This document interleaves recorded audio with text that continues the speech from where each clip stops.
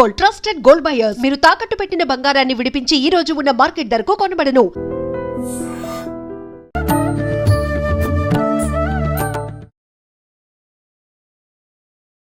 నమస్కారం, welcome to I dream. ధర్మ మార్గం విత్ విజిత కార్యక్రమానికి స్వాగతం. ప్రస్తుతం మనతో పాటు ఉన్నారు ప్రముఖులు శివరుద్ర సాధువు గారు. ఇప్పుడు వారితో మాట్లాడి శ్రావణ మాసం యొక్క విశిష్టత గురించి అడిగి తెలుసుకుందాం. నమస్కారం అండి. నమస్కారం అమ్మ. మనకి మరికొద్ది రోజుల్లో శ్రావణ మాసం ప్రారంభం అవబోతోంది. అయితే ముఖ్యంగా మనకి చాతుర్మాస దీక్షలు ప్రారంభమైనాక వచ్చే ఈ 4 మాసాలు కూడా ఎక్కువగా శుభకార్యాలు జరుగుతుంటాయి. ఆధ్యాత్మికంగా కూడా మనం ఎక్కువగా ముందుకు వెళ్తూ ఉంటాము. అందులో మొదటగా శ్రావణ మాసం నుంచి ప్రారంభం అవుతూ ఉంటుంది. అయితే ఈ శ్రావణ మాసంలో మనం ఎందుకు ఇంత దేవత ఆరాధనకు మనం ప్రాచుర్యం పొందింది, ఎందుకు మనం ఇంతగా పూజలు చేస్తూ ఉన్నాము, శ్రావణ మాస విశిష్టత ఏంటో వివరించండి. అంటే ధర్మ సందేహాలని చెప్పవచ్చు ఒక విధంగా. ప్రతి మాసంలో ఒక భగవంతుడి ప్రత్యేకత ఉంటుందమ్మా. అంటే యుగ యుగంలో ఇది మనం ఉన్నది 28వ కలియుగం, గతంలో చెప్పినట్టు. ఒక్కొక్క యుగానికి ఒక యుగ పురుషుడు అవతరించి యుగాన్ని మార్చాడు అనేది వింటూ ఉంటాం. కాబట్టి అంతరార్థం తెలుసుకోవాల్సింది ఏంటంటే అమ్మ, ఇక్కడ ఎప్పుడైతే మాసం మొదలవుతుందో ఈ మాసానికి ఒక యుగ పురుషుడు ప్రయాణం చేస్తాడు. ఇప్పుడు ఈ యుగంలో ఎవరు ప్రయాణం చేశారు స్వామి అంటే, ఈ యుగంలో యావత్ భారతదేశానికి చెప్పాల్సిన విషయం ఏంటంటే, మనకు స్వతంత్రం వచ్చింది ఈ మాసంలోనే. గమనించండి, ఎందుకంటే ఆగస్టు మంత్లోనే కదా మనకు వచ్చింది. 15th ఆగస్ట్ చేస్తాం కదా. అంటే ఇప్పుడున్న వాళ్ళకి తెలియాలని చెప్తున్నాను. ఈ మాసంలో ఏం జరిగిందని అంటే, ఈ యుగంలో జరిగింది భారతీయులకి స్వాతంత్రం. అంటే ఒక కారణ జన్ముల చేతనో, కొందరు వీరుల చేతనో, మొత్తానికి ఒకరి పాలన నుంచి మనం సొంతంగా పాలించుకోవడానికి వచ్చిన ఒక విముక్తులం అని. అంటే ఎవరో కారణ జన్ముడు పుట్టాడనే అర్థం కదా. అది ఈ మాసంలో పుట్టారు. అలాగే వెంకటేశ్వర స్వామి కలియుగానికి వచ్చిన రోజు కూడా ఈ మాసమే. అంటే వాళ్ళు ఏం చేస్తారంటే అమ్మ, ఈ మాసాన్ని ఎన్నుకోవడానికి గల ప్రత్యేకతలు ఏమిటి ఇది తెలుసుకోవాలి. మనము దేవుళ్ళు ఎప్పుడైనా రావచ్చును, ఎవరైనా రావచ్చు. పూరి జగన్నాథ ఆలయంలో మొన్న చూసారు, 4 నెలలు తండ్రి ఏదో సపర్యాల కోసం అని చెప్పి నార్త్లో అన్ని వ్రతాలు చేస్తారు. 4 months చేస్తారు వాళ్ళు. దాని అంతరార్థం ఏంటి? విష్ణు మహానీయులు కూడా అమ్మ యుగాన్ని ఆరంభించడానికి వచ్చిన మాసం కూడా ఈ మాసమే. ఈ మాసంలో ఏంటంటే అమ్మ, దేవాది దేవతలు కంప్లీట్గా భూగ్రహం మీదకి వస్తారు. అందరూ ఎలా వస్తారు అని చెప్పిన దాంట్లో ఒకటి, ఇంట్లో కులదైవం ఇలవెలుపుల రూపంలో వాళ్ళు వాయనాలని అందుకోవడానికి ఒక వంతు అయితే, పెళ్ళిళ్ళు జరుగుతుంది 2వ వంతు అయితే, గృహప్రవేశాల ప్రారంభాలు ఉంటాయి 3వ వంతు అయితే, ఆయురారోగ్యాలు బాగుండాలని చెప్పేసి మన వాళ్ళందరూ కొన్ని ప్రత్యేకమైన హోమ కార్యక్రమాలు కానీ, కొన్ని శాంతి పూజలు కానీ చేసుకోవడానికి ప్రత్యేకమైన మాసం. ఎందుకు ఈ ప్రత్యేకమైన మాసం? బాగా లోతుగా వెళ్తే అమ్మ, శ్రవణ నక్షత్రం, ఈ చంద్రుడు ఉంటాడు కదా తల్లి, ఈ చంద్రుడు శ్రవణ నక్షత్రంలోకి కంప్లీట్గా వెళ్తాడు. వెళ్ళినప్పుడు ఏమిటంటమ్మా, నక్షత్రాలలో శ్రవణ నక్షత్రం ఎక్కువ శాతంగా శని ప్రభావంతో ఉంటుంది. మనం తెలుసుకోవాల్సిన విషయం అది. ఈ మాసం ఎందుకు అని అంటే, స్వామివారి నక్షత్రం కదా, ఎందుకు శని ప్రభావం అంటే ఇక్కడ ఉన్న విషయం కూడా అది. స్వామివారి నక్షత్రం కాబట్టి స్వాములందరూ కిందకు వచ్చారు. అది ఇక్కడ ఉన్న ప్రజలకి ఇబ్బందులు కాకూడదని దగ్గరికి ఉన్నారు వాళ్ళు. శ్రవణ నక్షత్రంలో మీరు చూడండి, ఉపవాసాలు కూడా ఉంటారు చాలా మంది.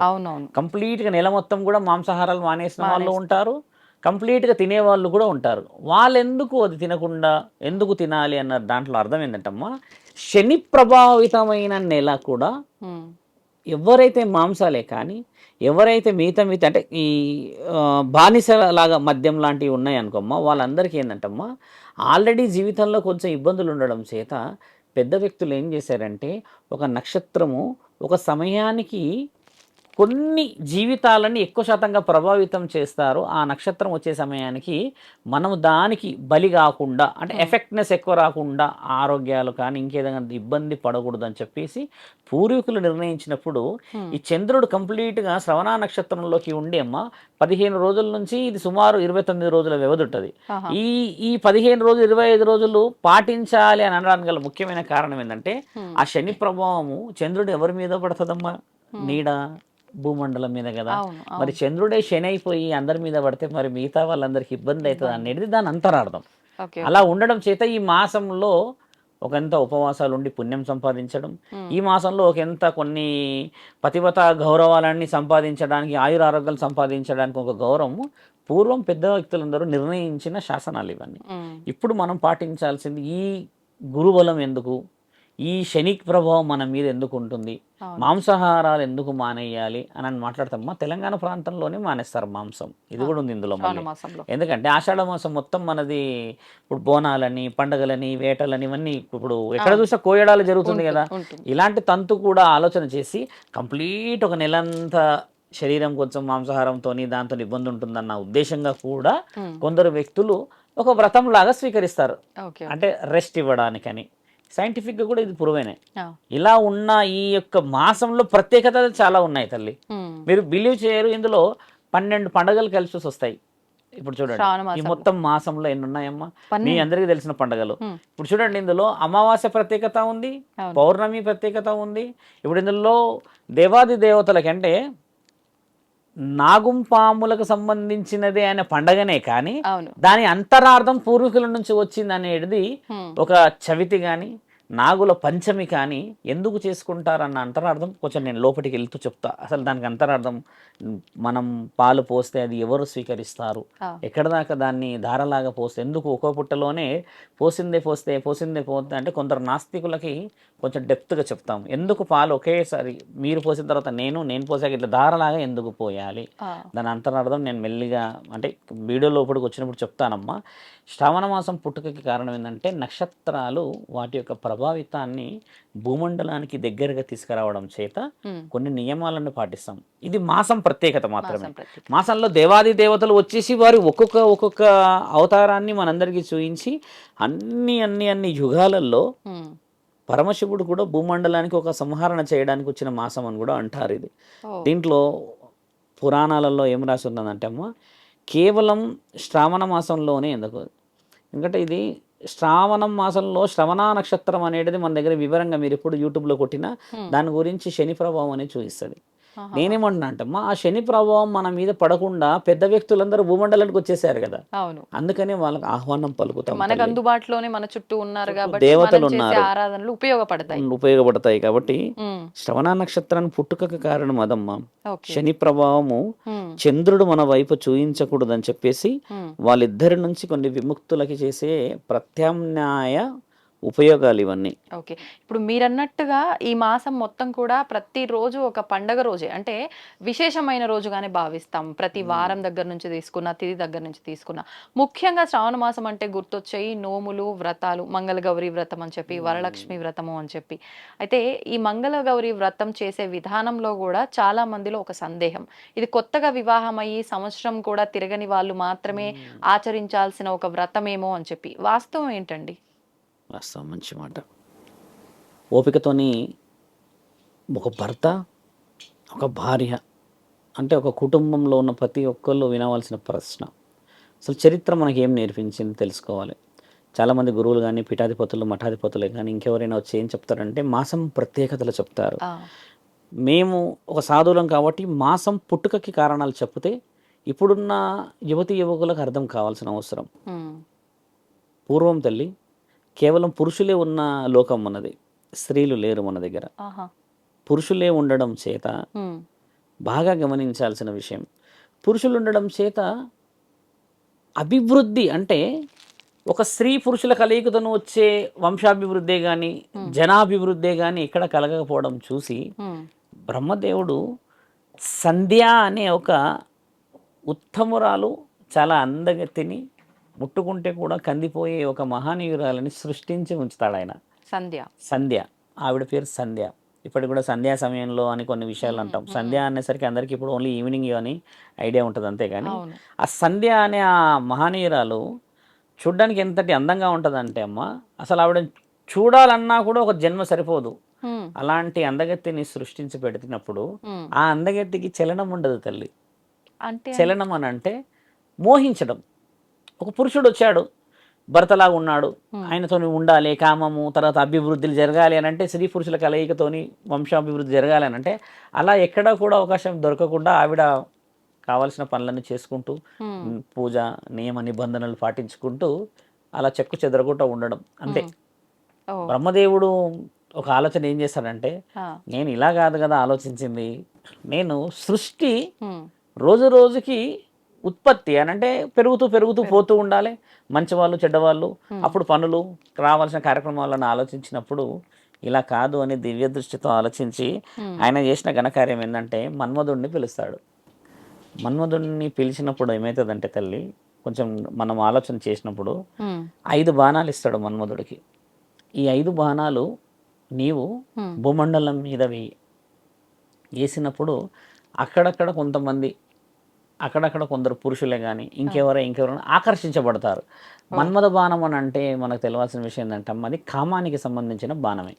ఇప్పుడు చాలామంది అంటే మనం మాట్లాడాల్సిన అవసరం ఏంటంటమ్మా, ఒక స్త్రీ ఒక పురుషుడు సంసారంలో కలిసి ఉండను అని చెప్తుంటారు చూడమ్మా, నా మీద ఈయన గారికి మోహమే లేదు, అసలు నన్ను పట్టించుకోడు, నేను అలంకరించుకున్నా చూడడు, నన్ను ఎక్కడికి తీసుకెళ్ళడు, నాతో ఇలా అంటారు కదమ్మా. ఇలాంటి వాళ్ళకి మన్మథ పూజ అనేది కూడా శాస్త్రంలో రాయబడి ఉంది. కానీ అలాంటివి ఎవరైనా చెయ్యరు. చేయరు. కానీ అది మన్మథం అనగానే కామం అనేది కూర్చుంది.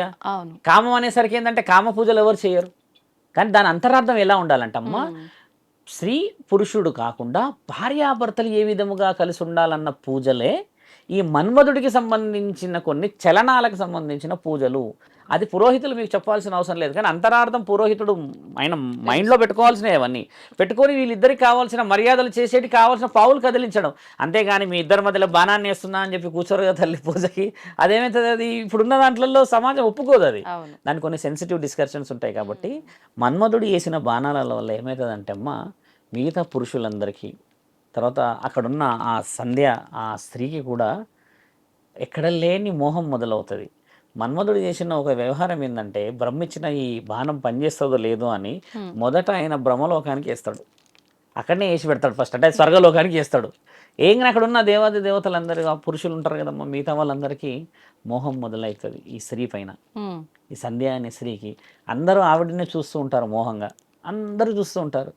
ఆ మోహంగా చూడడం ఆమె తట్టుకోలేక నన్ను అంత అపవిత్రంగా ఊహిస్తారు కదా, మోహం అనేది ఊహ, అలా చేయడం ఆవిడ తట్టుకోలేక ఏం చేసిందంటే అమ్మా, ఒక్కసారిగా నేను ఆహుతి అయిపోవాలి, నా ఈ శరీరం నాకు నచ్చట్లేదు, ఇంతమంది నన్ను చూసి నన్ను మోహించే ఆలోచన చేస్తున్నారు కాబట్టి నేను అపవిత్రం అయిపోతున్నా అని చెప్పేసి ఒకసారి ఏం చేస్తుందంటే అమ్మ, ధ్యానంలో కూర్చొని ఆవిడ డ్యూటీ ఏంటంటమ్మా, ఆవిడ కార్యసిద్ధం చేసేది ఆవిడ కూర్చున్న స్థలంలోనే ఒక మహాయోగినిలాగా కూర్చోవడం అంతే. ఆవిడ చూడగానే ఒక దేవతని తలపించేలా కూర్చోవడం.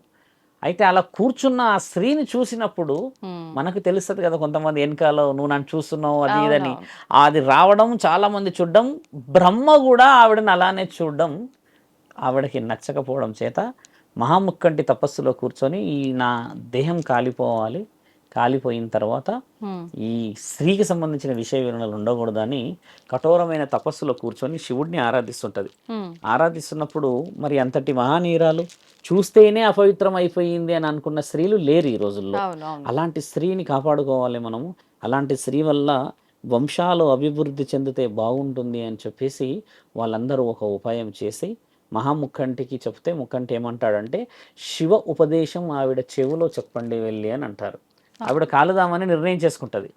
ఇప్పుడు ఆవిడకి ఎవరు చెప్పాలి, బ్రహ్మదేవుడు వచ్చి చెప్పలేడు, ఆవిడకి ఇంకేదైనా విషయం చెప్పాలా, మన్మధుడు వచ్చి చెప్పలేడు. కాబట్టి సప్త ఋషులలో 7వ వారైన మహానీయులు వశిష్ఠ మహానీయులని సంప్రదింపు నారదుడు వెళ్ళి ఇస్తాడు, ఫలానా ఫలానా విషయం జరిగింది, మీరు వెళ్ళి మహాముఖంటి యొక్క ఉపదేశాన్ని చెవులో చెప్పవలసిన అవసరం ఉంది మహర్షి వారు అంటే, ఈయన గారు అప్పటికి బ్రహ్మచర్యత్వంలో ఉండి మహా ఉన్నతమైన స్థితి. ఇప్పుడు గోత్రనామాలకి ఆయన ముఖ్యమైన పటిష్టమైన పర్సన్ అమ్మ.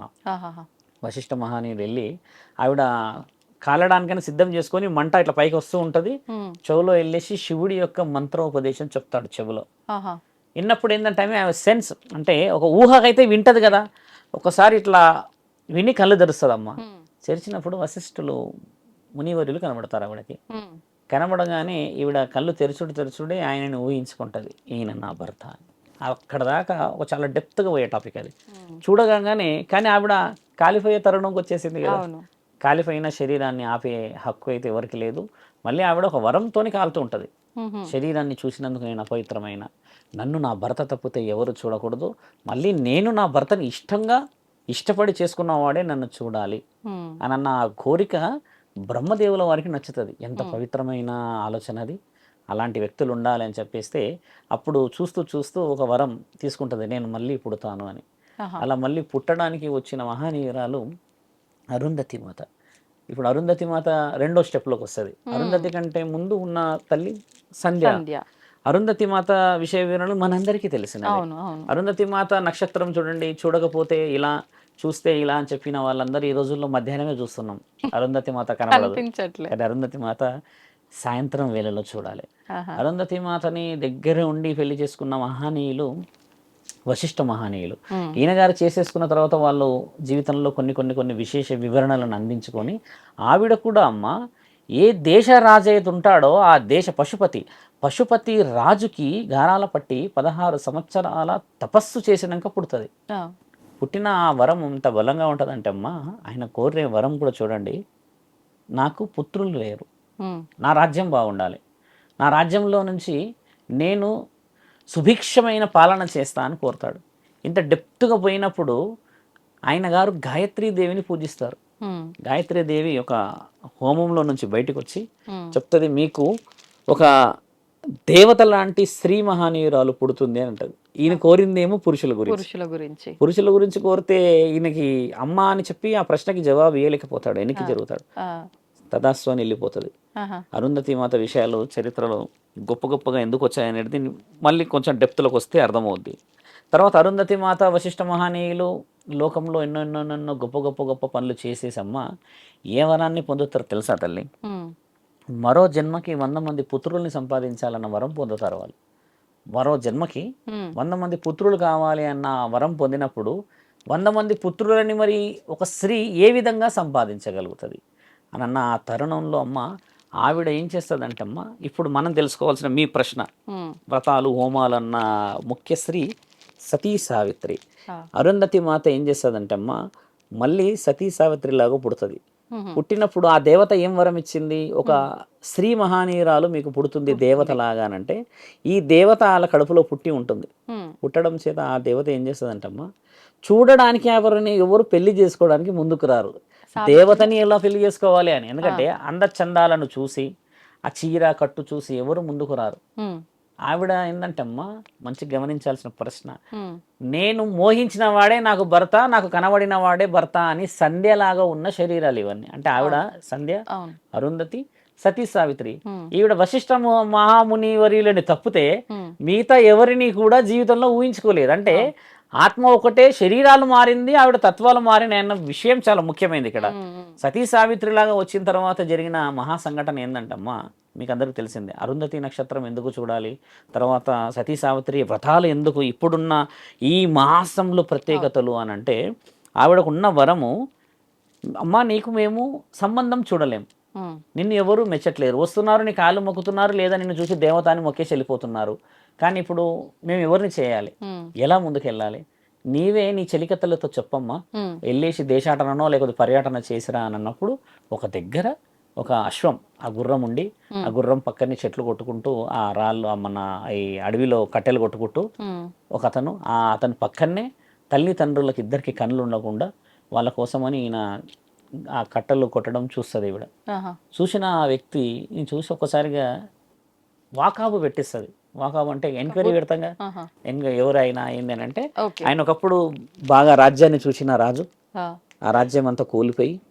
ఫలానా వ్యక్తులు నమ్మక ద్రోహం చేయడం చేత ఈయన గారు ఈరోజు దీనమైన స్థితిలో తినడానికి లేని పరిస్థితుల్లో ఉన్నారు అని చెప్పినప్పుడు నారద మహామునివులు వచ్చి ఈయన తండ్రికి చెప్తారు. సతీ సావిత్రి అమ్మ తండ్రికి పశుపతికి చెప్తారు. ఆయన ఏమంటాడంటే, అమ్మ అలాంటి వాడిని ఎలా పెళ్లి చేసుకుంటుంది, ఈవిడ రాజ్యాధికారి, రాజ్యంలో ఒక మంచి ఉన్నతమైన స్థితిలో అనుభవిస్తుందని అంటే, అలా ఉన్న పెళ్లి చేసుకోవచ్చు, కానీ ఆయన గారికి మరణగండం 365వ రోజు ఉంది, ఏ రోజైతే తాళి కడతారో ఆ రోజు నుంచి అని అంటారు. పెళ్ళైనారు కరెక్ట్గా 1 year. సంవత్సరం ముందే అనగానే ఆయన కళ్ళు తెరిచి అలా అమ్మాయిని అడుగుతాడు, బిడ్డని, ఏం సంగతి, ఎట్లా ఉంటుంది అంటే, నాకు నచ్చిన వాడిని చేసుకోమన్నావు కాబట్టి నేను ఆయనని చేసుకుంటాను, ఆయనే నాకు ఇవ్వాలి అని అంటే తండ్రి ఏమంటాడు, అలా చేయడం కష్టం కదా. అవును. తెలిసి రేపటి రోజు తెలిసి. పరిస్థితి నీదమ్మా, నువ్వు మంచి జీవితం ఉన్నది, కోల్పోతావని అన్నా కూడా వినదు. ఆ! వినకుండా అమ్మ, ఈవిడ మనస్సాక్షిలో 2 జీవితాలు గెలిచిన వ్యక్తి. ఈ మూడో వ్యక్తి సత్యవంతుడు సతీ సావిత్రి అమ్మని చూసినప్పుడు వీళ్ళిద్దరికీ ఒక పెళ్ళి తంతు అంతా చేసిన తర్వాత హ్మ్. కష్టాలు పరమశివుడు ఎక్కడ పెట్టాడు ఆ! గమనించాల్సిన విషయం ఏంటంటమ్మా, ఈవిడ కోరిన వరం ఏమిటి, అక్కడ మొదట సంధ్య అన్న ఒక అమ్మలాగా ఉన్నప్పుడు, హ్మ్. హ్మ్. మహాపతివతలాగా ఉన్నప్పుడు ఆవిడ కోరిన ఒకే ఒక మాట ఏంటంటే, నేను ఇష్టపడిన వాడు నాకు భర్త నాకు అవ్వాలి. రావాలి, నన్ను చూసి మోయించిన వాడు కావాలి, దానివల్ల హ్మ్. భవిష్యత్తు తరాలకి మేమిద్దరం ఆదర్శం కావాలి అన్న కోరికని పరమశివుడిని ఆ మంత్రం విన్నది కదమ్మా. అవును. విన్నప్పుడు ఉపదేశం. తండ్రి తదాస్తు అని అంటాడు అనమాట ఆవిడని.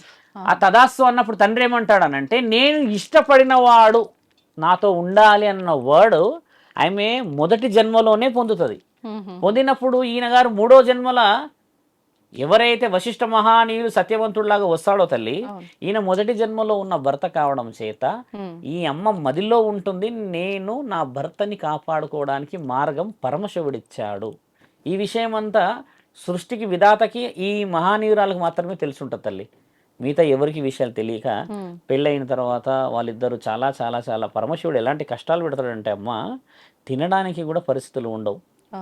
వచ్చిన ఒక బట్టలు ఈయన ఇద్దరు కలిసి వచ్చిన దుస్తుల మీదనే ఉండి తీవ్రమైన పరిస్థితి అనుభవిస్తూ అనుభవిస్తూ ఇస్తూ కొన్ని రోజులకి ఒక దుస్తువు పాడైతే ఇద్దరు కలిసి ఒక దుస్తువునే, హ్మ్. ఈ శరీరం నుంచి ఆ శరీరం, ఆ శరీరం నుంచి ఈ శరీరం అంతే.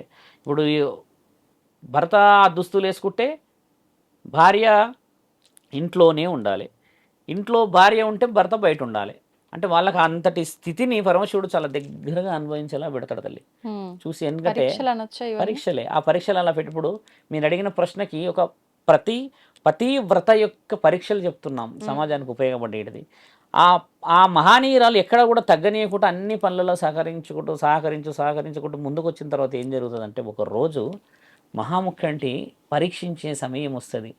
వాళ్ళకు గుడ్డలు కూడా అడ్జస్ట్ చేసుకోలేని పరిస్థితిలో, ఇంట్లో కూడా గంజి మెతుకులు కూడా ఉండని పరిస్థితి చూసి హ్మ్. ముక్కంటి మొదటి శ్రావణ శుక్రవారం రోజు గడప మీద అడుగు పెడతాడమ్మా.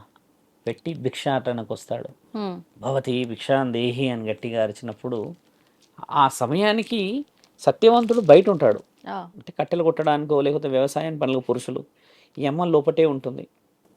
ఈవిడ ఏం చేస్తుందంటే అమ్మ ఆ సమయానికి, హ్మ్. చూడండి పతివ్రత అంటారు. ఈవిడ ముగ్గులు, అలంకరణలు, ఇంట్లో వివిధమైన రకాలైన గౌరికి సంబంధించిన మంగళకరమైన నిర్ణయాలు చేస్తుంటుంది. అలంకరణ చాలా బాగా చేస్తుంది. పొయ్యి హ్మ్. అప్పట్లో మట్టి పొయ్యి కదమ్మా. అవును. పొయ్యి నుంచి ముగ్గులేసి గడప నుంచి ముగ్గులేసి అలా వస్తూ వస్తూ వస్తూ ఉన్న ఆ సమయంలో ఈయన గారు వచ్చి అక్కడ నించోగానే హుటాహుటిన బయటికి రాలేకపోతుంది. హుటాహుటిన బయటికి రావాలి కదా. ఇప్పుడు ఒక వ్యక్తి వచ్చాడు అని అంటే కనిపెట్టే పరిస్థితుల్లోనే ఉండవచ్చును. ఉండొచ్చు. బయటికి రాలేని పరిస్థితులు ఉండడం చేత ఆయన గారిని కొన్ని మాటలతో మైమరిపించి, మీరు ఇలా ఉండండి, మీరు కారణంతో వచ్చారని మాకు అర్థమైంది, హ్మ్. మీలాంటి వాళ్ళ అంటే వచ్చింది ఆశీర్వాదం. పరమశివుడే అని ఆమెకు తెలుసా? వచ్చింది పరమశివుడు అని కాదు, సాధు సాధువు వచ్చిండనంటే వచ్చిండే. సాధు వెనకాల పరమశివుడే అని అర్థం. హ్మ్. సాధువుల గౌరవం అది కదమ్మా. ఒకసారి భిక్ష కూడా పెట్టాలి ఇంటికి అని సాధువులు ఎందుకు అంటారంటే దాని అర్థం హ్మ్. పరమశివుడు నెక్స్ట్ అంటే దేవాది దేవతలు వీళ్ళ వెనకాల ఉంటారు.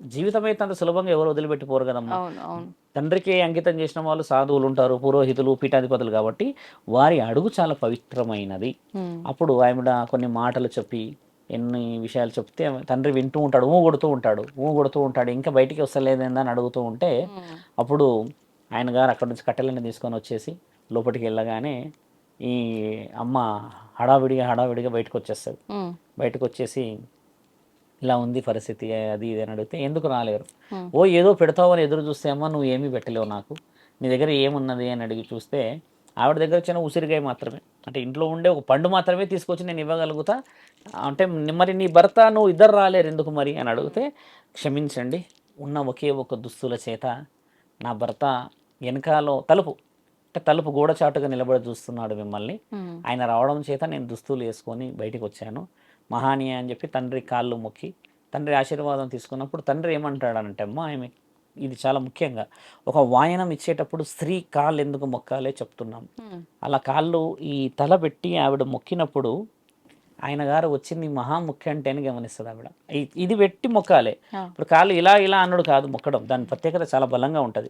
అలా చూసినప్పుడు తండ్రి ఏమంటాడంటే అమ్మ ఇక చేతి పెట్టినప్పుడు దీర్ఘ సుమంగళి భవ అని అంటాడు.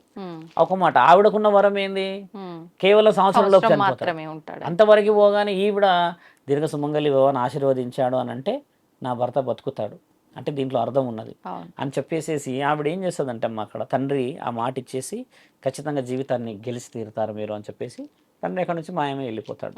వెళ్ళిపోయి వచ్చిన మహా అడుగు పెట్టిన రోజు శ్రావణంలో మొదటి రోజు అంటారు. మొదటి శుక్రవారం రోజు ఎంత ప్రత్యేకంగా చేస్తారు చూడండి.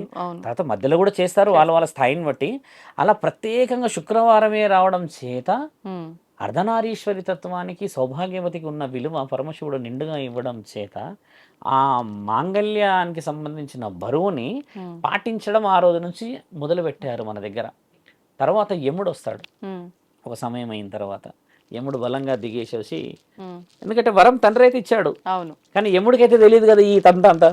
యముడు ఆయన డ్యూటీ ఆయన డిక్షనరీ పట్టుకొని రావడం చేత దున్నపోతు పైన రావుడే సత్యవంతుడిని తీసుకొని వెళ్ళిపోతాడు తల్లి. ఇట్లా తీసుకొని వెళ్ళగానే అమ్మ ఒక్కసారి బయటికి రావడం సంధ్యా సమయం అంటే మళ్ళీ ఆవిడే మళ్ళీ అరుంధతి మాతే మరి సత్యవతే బయటికి రావగానే ఆత్మను తీసుకుపోవడం సహజం మనం చూస్తాం. తీసుకువెళ్తున్నప్పుడు యముడు పోతున్న వాహనం వెనుకనే ఈ అమ్మ కూడా బయలుదేరుతుంది ఆయనను పట్టుకొని. నేను నా పెనిమిటి లేనిది నేను రాలేను అనంటే ఈవిడ చెప్పదు వరం ఉన్నదో లేకపోతే ఇంకేది ఉన్నదా అన్న విషయాలు ఏది మాటలు చెప్పదు. ఆవిడ ఏమంటదంటే అమ్మ నీవెంత చక్కగా ఉన్నావు తల్లి, ఎంత బంగారం వల్లే ఉన్నావు నువ్వు అని చెప్తే, లేదు నాకు ఈయనతోనే జీవితం ఉన్నది, లేదు మీరు మిగతా విషయాల్లో చాలా జీవితంగా ముందుకు పోవాలంటే లేదు మాకు వరం ఉన్నది అని అడుగుతారు. మీకు వరం ఎలా ఉన్నది ఏ విధంగా వచ్చింది అన్న వర్షన్ యముడు అడిగిన ప్రస్తావన ఏంటంటమ్మా, నేను 100 మంది కుమారులను కంట అన్న వరం ఉన్నది నాకు అని అన్నప్పుడు 100 మందిని కనడం ఈయనతోనైతే కాదమ్మా, మీరు ఇంకా వేరే వాళ్ళని చేసుకోవడానికి అర్హత ఉన్నది అన్నట్టుగా యముడిచ్చే ప్రశ్న. లేదు మాకు వరం ఉన్నది అది ఉన్నట్టే మీరు తదాస్తు అనండి అంటే ఆ 100 మందిని నువ్వు కంటావు అని అంటాడు కానీ ఈయనతో కంటావు అని అన్నాడు ఆయన. 100 మందిని కంటావు అంటే నాకు వరం ఇవ్వండి, మీరు వరాలు ఇవ్వాలి కదా, నా పెనిమిటిని వదలాలంటే మీరు నాకు వరం ఇవ్వాలి. పెనిమిటి కూడా వస్తుంటుంది పట్టుకొని అలా గాలిలోనే. అంటే నేను వదలాలంటే నేను ఏం చేయాలని అంటే ఆయన ఆ యముడిని పొగుడుతూ ఉంటుంది, మీరు చూడడానికి వీరుడు లాగున్నారు, మీరు ధర్మమైన పనులే చేస్తారు అని చెప్తే ఇక యముడు పొగుడుతలో కూర్చొని మంచిగా మాటలు వింటూ ఉంటే వరాలు 4 అడుగుతుంది తల్లి. ఫస్ట్ వరము నా యొక్క అత్తామామలకి కళ్ళు తిరిగి రావాలి, గుడ్డి వాళ్ళని చెప్పాను కదా. మా అమ్మా నాన్నలకి 100 మంది పుత్రులు జన్మించాలి, 100 మంది వాళ్ళ అమ్మా నాన్నలకి. తర్వాత మా రాజ్యం మాకు తిరిగి రావాలి. బాగా గమనించాల్సిన ప్రశ్న, రాజ్యం కోల్పోతాడు కదా సత్యవంతుడు. ఈ 3 ప్రశ్నలు. 4వ ప్రశ్న నాకు 100 మంది పుత్రులు కావాలి. ఇవన్నీ ప్రశ్నలకి మీరు తదాస్తు అనాలంటే ఆయన తదాస్తు అంటాడు. అన్న తర్వాత ఒక సమయం, ఒక నిర్దిష్టమైన సమయం వచ్చిన తర్వాత అమ్మ ఆమె ఆ వరం వదిలిపెట్టిన తర్వాత ఒక పొలిమేర కనబడుతుంది. పొలిమేర కనబడగానే శివుడు ఒక్కసారి గట్టిగా ఆజ్ఞ యమా అని అంటాడుగా తండ్రిది కంఠం చాలా బలంగా. ఒకసారి యమా అని అనగానే తండ్రికి అర్థమైపోతుంది ఏదో జరిగింది ఇక్కడ అన్నప్పుడు తండ్రి ఇచ్చే ఉపదేశం ఏంటంటే దీర్ఘ సుమంగళి అని ఆశీర్వదించిన పతివ్రతని మనం ఖచ్చితంగా ముందు భవిష్యత్తుకు చూపించాల్సిన అవసరం ఉన్నది. కారణం చేత సంధ్యగా ఉన్నప్పుడు నేను ఇచ్చిన వరాల చేత ఆవిడే మోహించి ఆవిడే ఇష్టపడ్డ ఒక పురుషుడిని జన్మలకి ఎన్ని కష్టాలు సంవత్సరం లోపే చనిపోతాడని తెలిసినా కూడా దైవాధనానికి ఉన్న బలము చేత ఆవిడని నేను దీర్ఘంగా సుమంగళిలుగా ఉండాలని ఆశీర్వదించాము మేము అని అన్నప్పుడు తండ్రి ఆశీర్వాదం వచ్చేసిన తర్వాత ఇంకా ఒకసారి శరీరంలోకి మళ్ళీ వెళ్ళిపోతాడు ఈయన. అయినా అట్లా ఒక్కొక్క జన్మలో ఉన్న వరాలు ఇంకో జన్మలో వర్తిస్తాయా? అలా ఉండదు. బాగా గమనించాల్సిన ప్రశ్న అమ్మ. ఒక జన్మలో కోరుకున్న ప్రశ్నలు ధర్మమైనయా అధర్మమైనయా? ఆవిడేం కోరింది, నా శరీరాన్ని నా భర్త తప్పితే ఎవరు చూడకూడదని కోరింది కదా. అంటే పతివత అనే అర్థం కదా. మీరు అన్నట్టుగా మరి కొంచెం వైల్డ్గా మాట్లాడితేమ్మా ఈ జన్మలో ఉన్న వాళ్ళు వేరే జన్మలో వద్దు అని మొత్తుకుంటున్న వాళ్ళు చాలామంది ఉన్నారు, సగం మంది ఉన్నారు. మొన్న ఒక స్త్రీ, ఆ అమ్మాయి ఎవరో తెలియదు కానీ ఏమంటుంది విన్నారా, పెళ్ళిళ్ళు వద్దు మీరు సెల్ఫ్గా ఎంజాయ్ చేయండి ఆడవాళ్ళు మగవాళ్ళతో, మగవాళ్ళు ఆడవాళ్ళతో అని అంటుంది ఒక స్త్రీ. చూసారా, అది వీడియో కూడా వచ్చింది. నాకు తెలిసి మీ ఐడ్రీమ్ వాళ్ళే పట్టుకున్నారు కెమెరా. ఎవరు అంటుంది, ఆ స్త్రీ అంటుంది ఒకరు. అంటే చూడండి, అంటే ఇక్కడ మరి మీరన్న ఈ వర్డ్ పనిచేస్తుందా? ఆత్మకి ఆయన ఇచ్చారు. ఎక్కడిచ్చాడు వరము శివుడు? ఇది మంచి ప్రశ్న అడిగావు తల్లి, నువ్వు తెలివిగా అడిగావు అనుకోవచ్చు. ఆవిడ కాలిపోతూ అడిగింది. సంధ్య అమ్మ కాలుతో అడిగిందంటే మాట ఇచ్చింది ఎవరికి? తండ్రి. శరీరంతో పాటు ఆత్మకే, కాబట్టి ఈ ఆత్మ పవిత్రమైనదే కదా. అందుకని చెప్పేసి ఆవిడ ఒక్కొక్క జన్మలా ఒక్కొక్క రుజువు చేసింది. ఈ ఎవరైతే సత్యవంతుడి గురించి చెప్పినామమ్మా, ఈ విషయం జరిగింది ఏ యుగంలో తెలుసమ్మా? మహాభారతంలో జరిగింది. మహాభారతం జరిగినప్పుడు శ్రీకృష్ణుడు కూడా ఉన్నారు కదా. ఆ సమయంలో ఇక్కడ ఒక స్త్రీకి అమర్యాద జరుగుతూ ఉన్నది. స్త్రీలని తక్కువ చేస్తూ ఉన్నారు. స్త్రీల యొక్క గౌరవాలను నిర్ణయించాలి అని చెప్పేసి ఆవిడ ఒక్కొక్క జన్మకి మళ్ళీ మళ్ళీ పుట్టి సమాజానికి మన దగ్గర పాటించడం, నేను ఓపెన్గా చెప్తున్నా, సతీ సావిత్రి వ్రతాలు మన దగ్గర ఎక్కువ శాతంగా చెయ్యరు. నార్త్లో పోయి చూడండి, ఒక్కొక్కరి ఇంట్లో భార్యడ పూజలు చేస్తారు కూర్చొని. శ్రావణ మాసంలోనే చాలా స్పెసిఫైడ్గా చేస్తారు నార్త్లో. ఎందుకు చేస్తారు అని అంటే, మన దగ్గర కొంచెం తగ్గింది పూజల విషయాలు, వివరణలు. ఇప్పుడు వాయనం అనేది ఎవరికి ఇవ్వాలమ్మా? తెలివిగా పోవాలి. సుమంగళి స్త్రీలకే కదా. మనసు పెట్టి మళ్ళీ అడగండి, వాయనం ఎవరికి ఇవ్వాలమ్మా? ఇప్పుడు సుమంగళి స్త్రీలు కదా. సుమంగళి అని ఆశీర్వదించి మళ్ళీ నేను సుమంగళిలా ఉండు అని చెప్పిన స్త్రీలకే ఇవ్వాలా? లేకపోతే ఊరికే నువ్వు ఇస్తే వాయనం వచ్చి నీతో కాళ్ళకి పసుపు పెట్టించేసుకొని బొట్టు పెట్టించేసేసుకొని కొంగు చాచుల్లో తీసుకుపోయే వాళ్ళకి ఇవ్వాలా? వాయనం ఎవరికి ఇవ్వాలి తెలుసా తల్లి? నిజముగా ఒక సౌభాగ్యవతి నిజముగా ఇంకొక సౌభాగ్యవతిని మనస్ఫూర్తిగా ఆశీర్వదిస్తుందన్న ఆ స్త్రీకే ఆ సౌభాగ్యానికి బలం. పరపతితో కాదు ఇదంతా. సంవత్సరంతో చనిపోతున్న మహానీయుని గెలిచిన దేవాది దేవతలు ఇప్పటికీ వారి కోసమే పాటిస్తున్న వ్రతాలు ఈ మాసంలోనే జరిగింది. కాబట్టి ఈ మాసంలో దేవాది దేవతలు ఇంటింట సంచరిస్తారు. కాబట్టి మీకు ఎంతరాధన నేను చెప్పాల్సిన అవసరం లేదమ్మా. కానీ చరిత్ర మనకు తెలియకపోతే ఈ వాయనానికి విలువ లేదు. మేము ఓపెన్గా చెప్తున్నాం తల్లి. నేను ప్రత్యక్షంగా అనుభవించిన ఒక భక్తురాలి చిన్న విషయమే. హైదరాబాద్ వాసులే. భర్తకి ఆరోగ్య పరిస్థితి బాగలేని సమక్షంలో ఆవిడ ఏం చేసిందంటే, ఏ స్త్రీ అయినా పెళ్ళయింది, పెళ్ళైన 3 నెలలకే గర్భవతి అయింది. ఈ బిడ్డ 8వ నెల ఉన్నప్పుడు అలా ఆయన కంప్లీట్ కొలాప్స్ అయిపోయిందమ్మా. కొలాప్స్ అని అంటే ఎలా అంటే, మనిషి మెల్లగా మెల్లగా మెల్లగా మెల్లగా మెల్లగా మెల్లగా ఆరోగ్య పరిస్థితి క్షీణించి మంచానికి కంప్లీట్ అర్హత. ఎంతమంది చెప్పారంట తెలుసా అమ్మ, ఆయన ఇంకొక 2-3 months 4 months 5 months 2-3 months 4 months ఇదే కంప్లీట్గా ఉంటే, ఈవిడ ఏం చేసిందంట, ఒకరోజు ఉంటారు ఊర్లో పెద్ద మనుషులు వాళ్ళు, ఇట్లా కాదమ్మా, దానికి ఏదో ఒక అంతరార్థం ఉంటుంది, ఎవరినో కలువు చేయి, ఇక్కడ పో అక్కడ అంటే, ఇక్కడ కాదు అక్కడ కాదు. ఆవిడ కాశీకి పోయిందంట. కాశీకి ఇట్లా కనుక్కొని పోయి కాశీలో ఒక గురువు చెప్పిరట, అమ్మ 11 మంది దగ్గర, అంటే 11 ఆడవాళ్ళ దగ్గర కాళ్ళకి పసుపు రాసుకొని, పట్టు వస్త్రాలు, నెత్తిలో పువ్వులు పెట్టుకొని, ఎవరైతే మాంగళ్యాన్ని అంటే ఈ వాయనాన్ని ఇస్తారో శ్రావణంలో 5 అంటే 5 వారాలు 5 వారాలు ఉంటాయి కదా, 5 వారాలు 11 కడపలకి నీ కొంగు చాచి భిక్షాటనకి వెళ్ళు అన్నాడు. అంటే ఇలా అంటే కొంగు చాచి భిక్షాటన అంటే చేస్తారా స్వామి, మరి వాళ్ళు పవిత్రంగా చేసుకుంటారు కదా పండగ అంటే, లేదు లేదు, ఈ యొక్క మహానీయమైన ఒక ఆలోచన మన పురాణాలలో రాసి ఉంది. ఒక స్త్రీ ఏమి చేయగలుగుతుందో. ఆవిడ ఏం చేసింది, ఆహాన్ని చంపుకొని, తర్వాత బాధను చంపుకొని, ఉన్న ప్రాంతంలో పోయి అడుగుదామంటే ఎవరు కూడా ఇస్తారే కానీ ఎన్ని వెనుక మాటలు ఉంటాయి, ఎన్ని ముందు మాటలు ఉంటాయి. అలా ఒక్కొక్క వారం ఒక్కొక్క ప్రాంతానికి పోయి భిక్షాటన చేసి వచ్చిన తర్వాత 90 రోజులకు వాళ్ళ భర్త 90 రోజులకి, నేను మాట వినండి, 3 నెలలకి వాళ్ళ భర్త బెడ్ రిడన్ ఉన్న మనిషి పైకి లేచి కూర్చొని పని హెవీగా చేయట్లేడు, కానీ తినేసి ఈవిడతో చేదోడు వాదోడుగా రావడానికి, మార్కెట్కి అటు పోవడానికి ఇటు పోవడానికి చేయడానికి సహకరిస్తున్నాడు. ఇద్దరు కలిసి ఇంట్లోనే స్టేషనరీ పెట్టుకున్నారు. ఇప్పుడు అది ఎంత గొప్ప మాట అయితే, ఆ స్త్రీ నా చెవులో చెప్పిందమ్మా మాట వచ్చి, స్వామి అసలు అంత ఉంటుందా? నా కామెంట్ కూడా పెట్టింది. ఆ కామెంట్ మరి ఎందులో పెట్టింది తెలియదు, ఇట్లా పెట్టింది, మీకు గుర్తుందా స్వామి, నేను ఒక 3-3.5 సంవత్సరాల క్రితం మిమ్మల్ని పలానా సికింద్రాబాద్లో కలిసిన అని చెప్పి. ఎంత బలం ఉంటే ఒక సాధువు మాట చెప్తే ఈ తల్లి పాటిస్తే దేవాది దేవతల వరం ఎందుకు వస్తుంది అని అంటే, అమ్మ నీవు గౌరీమాతను పూజిస్తావు, నేను దుర్గామాతను పూజిస్తా, ఇప్పుడు అక్కడ ఉన్నాడు ఆ స్వామి వెంకటేశ్వర స్వామిని పూజిస్తాడు. కాబట్టి నీ ఈ భిక్షల వేరే వేరే వాళ్ళ దేవతల బలం పడాలి. పడినప్పుడు నీ కులదైవం కూడా, నీ ఇలవెల్పు కూడా బరువులోకి వస్తాడు. అదే కదమ్మా ఒక పతి వ్రత లక్షణాలు అంటారు. అది ఆ. ప్రతివ్రత లక్షణాలు కాదు. పతి అంటే ఎవరు? భర్త. లక్షణాలని లక్షణీయంగా చేయగలిగిన స్త్రీయే కొంగు చాపి చాచగలదా తల్లి? ఒక మాట ఆలోచించు. పోగలదా ఒక స్త్రీ? ఏ స్త్రీ పోదు కొంగ చాచి. కానీ నేను ఇప్పుడు చెప్తున్న మాట, ఒక సాధువునైనా నేను తండ్రి ముక్కంటి మీద ఆన, ఏ స్త్రీ అయితే 10 రకాలుగా ఇంటికి వెళ్ళేసేసి వాయనం స్వీకరిస్తుందో వాళ్ళ ఇంట్లో ఖచ్చితంగా ఆరోగ్యానికి సంబంధించి మరణ గండాలకు సంబంధించిన ఆ గడియ తప్పిపోతుందమ్మా. ఈ శ్రావణ మాసానికి ఉన్న ప్రత్యేకత అది. నువ్వు వాయనము పిలిచేసి ఇచ్చేసిన దాంట్లో పార్షాలిటీ చూపించడం కాదు. అసలు వాయనానికి అంతరార్థం ఎవరిస్తారు తెలుసా అమ్మా? ఏ భర్త ఆరోగ్యం బాగుండదో, ఏ భర్త ఉద్యోగం ఆర్థిక పరిస్థితులు బాగుండవో, ఏ భార్య నేను నా జీవితాన్ని గెలవాలి నిండుగా అని అనుకుంటారమ్మా, అలాంటి స్త్రీకి దేవాది దేవతలు కిందకు వస్తారు తల్లి. ఇప్పుడు చెప్పండి, ఇంతమంది దేవతలు ఎందుకు కిందకు వచ్చారు? ప్రశ్న అర్థమైంది ఎందుకు వస్తారో వాళ్ళు? అలా లక్షల మంది ఆడబిడ్డలు ఎదురు చూస్తున్నారు, ఏ దేవుడు మా ఇంటికి వస్తాడు, ఏ దేవత మమ్మల్ని బాగుపరుస్తుంది, ఎవరి ఆశీర్వాదం ఎక్కడి నుంచి వస్తుందన్న ఆ శ్రీ మహానీయులకు చెప్తున్నాం ఏంటంటమ్మా, మనకి ఎలాంటి అహమడ్డు రాకుండా పోయే ఒకే ఒక్క పూజ ఈ యొక్క వాయనం.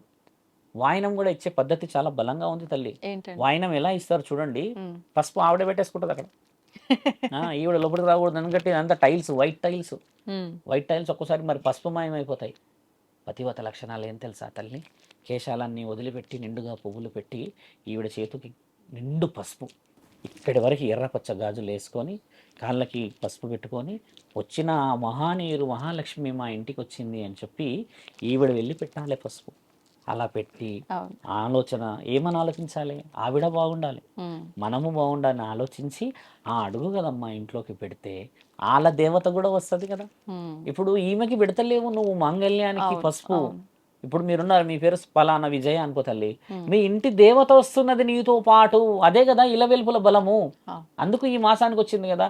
ఆవిడ లోపలికి రావడం చేత ఈ బిడ్డని ఆశీర్వదిస్తుంది. ఎందుకంటే నా బిడ్డని కల్మషం లేకుండా నా ఆ కాళ్ళకి పసుపు పెట్టి ఆహ్వానించినప్పుడు ఆవిడిచ్చే బలమే. ఇలా అక్షంతలు ఎలా వేసే పద్ధతి కూడా అక్షంతలు చూడండి, చాలా చాలా చాలా చిన్న చూపుతో వేస్తారు. నేను వాళ్ళకే చెప్తున్నానమ్మా, ఎప్పుడైతే వాయినం ఇస్తామో తమలపాకు పెట్టి ఒక చిన్న కుడుక పెట్టి అందులో మన వాళ్ళు ఒక్క పెడతారు. ఒక్క పెట్టిన తర్వాత ఒక పసుపు కొమ్మ పెట్టాలి తల్లి. పసుపు కొమ్మ పెట్టి దాంట్లో పసుపు కుంకుమ పోయాలి.